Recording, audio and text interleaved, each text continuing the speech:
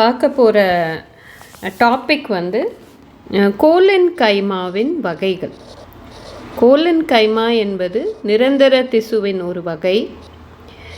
இதனுடைய டெஃபினேஷன் இப்போ பார்த்தோம் அப்படின்னா, தலத்திசுவிலிருந்து தோன்றி நீண்ட அமைப்பை பெற்று பளபளப்பான செல் சுவரில் பெக்டின் மற்றும் செல்லுலோஸாலான சமமற்ற தடிப்புகளை பெற்று சமமற்ற தடிப்புகளை உடைய வாழும் எளிய நிரந்தர திசு. இதுதான் வந்து கோலன் கைமாவின் டெஃபினிஷன் அப்படின்னு நம்ம சொல்லலாம். வாழும் நிரந்தர திசுவுக்கு நம்ம கோலன் கைமா அப்படின்னு சொல்லுவோம். இது எங்கே நம்ம அதிகமாக காணப்படுது அப்படின்னா, இலை காம்புகளில் அதிகமாக காணப்படுகிறது. இளம் தண்டு பகுதிகளிலும் அதிகமாக கோலன் கைமா திசு வந்து காணப்படுகிறது. இந்த செல் சுவர் தடிப்புகளின் இயல்பை பொறுத்து 3 வகையாக நாம் கோலன் கைமா செல்கள் வந்து அமைந்திருக்கு. ஒன்று வந்து கோண கோலன் கைமா, ஆங்குலார் கோலன் கைமா அப்படின்னு சொல்லுவோம் ஆங்கிலத்தில். இரண்டாவது வந்து லாக்யூனார் கோலன் கைமா.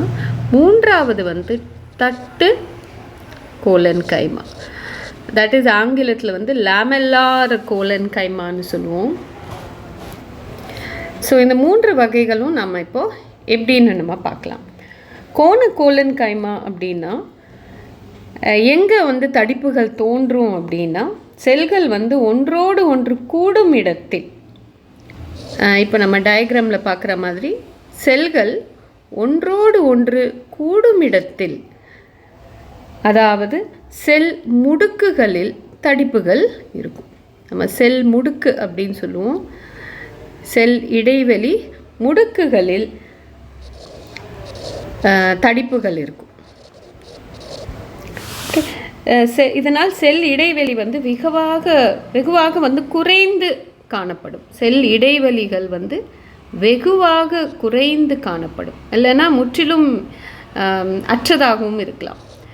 செல் இடைவெளிகள் வந்து குறைந்து காணப்படும். ஸோ இது வந்து உதாரணத்துக்கு எங்கே நம்ம அதிகமாக இந்த மாதிரியான கோண கோலன் கைமாவை பார்க்கலாம் அப்படின்னா, தக்காளி தாவரத்தின் தண்டு பகுதியை வந்து நம்ம குறுக்கு வெட்டு தோற்றம் எடுத்தோம்னா நம்ம வந்து ஈஸியாக நமக்கு அந்த கோண கோலன் கைமாவின் அமைப்பு வந்து நமக்கு நன்றாக பார்க்க முடியும்.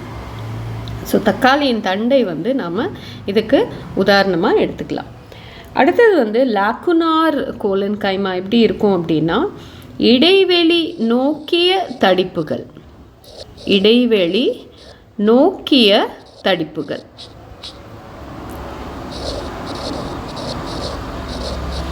தடிப்புன்னு சொல்லுவோம். இடைவெளி நோக்கிய தடிப்புகளாக இருக்கும்.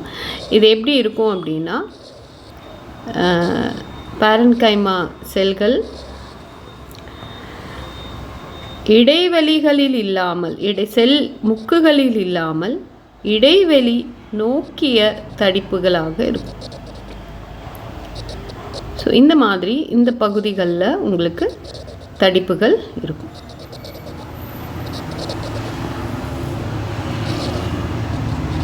எங்கே வந்து செல் ஒன்றோடு ஒன்று தொட்டுக்கிட்டு இருக்கோ அந்த இடத்துல தடிப்புகள் இருக்கும். இதில் வந்து செல் இடைவெளி வந்து தெளிவாக இருக்குது. ஸோ ஒரு தெளிவான செல் இடைவெளி தெரிகிறது.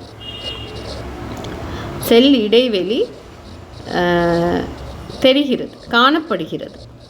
எப்படி நம்ம வந்து கோண கோலன் கைமால செல் இடைவேளைகள் வந்து முற்றிலும் குறைந்து காணப்படுகிறதோ அதுக்கு ஆப்போசிட்டாக நம்ம லாக்குனார் கோலன் கைமால செல் இடைவெளி வந்து தெளிவாக காணப்படுகிறது. ஸோ இதில் வந்து காற்று நிறைந்திருக்கும்.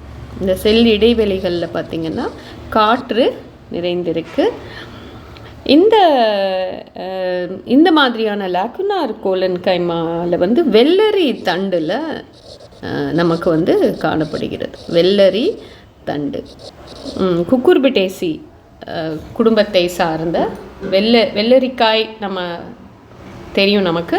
ஸோ வெள்ளரி தண்டுகளில் இந்த லாக்குனார் கோலன் கைமா திசு வந்து நமக்கு பார்க்கலாம். அதனுடைய வெட்டு தோற்றத்தில் நம்ம பார்க்கலாம். அடுத்தது தட்டு கோலன் கைமா என்கும் லமெல்லார் கோலன் கைமா. இது வந்து டான்ஜென்ஷியல் நெருக்கமாக அமைந்த. ஸோ கோலன் கைமா வந்து நீண்ட செல்களாகவும் இருக்கும், உருண்டை வடிவ செல்களாகவும் இருக்கும்னு நம்ம பார்த்தோம். ஸோ இந்த மாதிரி ரெக்டாங்குலராக இருக்கக்கூடிய செல்களில் இந்த மாதிரியான கிடைமட்டமாக ரெக்டாங்கிள் அமைப்பை பெற்ற செல்களில் பார்த்திங்கன்னா செல்களின் தொடுவரை சார்ந்த தடிப்புகள் இருக்கும். ஸோ தொடுவரை சார்ந்த தடிப்புகள்னால் டான்ஜென்ஷியல், ஆங்கிலத்தில் வந்து டான்ஜென்ஷியல் திக்கனிங்னு சொல்லுவோம். தொடுவரை சார்ந்த தடிப்புகளாக இருக்கும். ஸோ அதனுடைய நீள் அமைப்பான செல் அமைப்புகளில் பார்த்திங்கன்னா டான்ஜென்ஷியல்னு சொல்லுவோம் ஆங்கிலத்தில். தமிழில் வந்து தொடுவரை சார்ந்த தடிப்புகள் அப்படின்னு சொல்லுவோம். ஸோ இந்த பகுதிகளில் நம்ம தடிப்புகளை பார்க்கலாம். குறுக்கு சுவரில் இல்லாமல், குறுக்கு சுவர் தடிப்புகளாக இல்லாமல், இதில் வந்து செல் இடைவெளிகள் முற்றிலுமாக இருக்காது, நன்கு இறுக்கமாக அமைந்த செல்களாக இருக்கும். அண்டு குறுக்கு பகுதியில் தடிப்புகள் இல்லாமல் தொடுவரை சார்ந்த தடிப்புகள் இருக்கும். ஸோ தட்டு போன்ற தடிப்புகள் இருக்கும், தட்டு போன்ற அமைப்பில் இருக்கும் தடிப்புகள். இடைவெளி வந்து முற்றிலுமாக இருக்காது, இடைவெளிகள் வந்து முற்றிலுமாக இருக்காது. ஸோ இதை தான் வந்து நம்ம தட்டு கோலன் கைமா அப்படின்னு சொல்கிறோம்.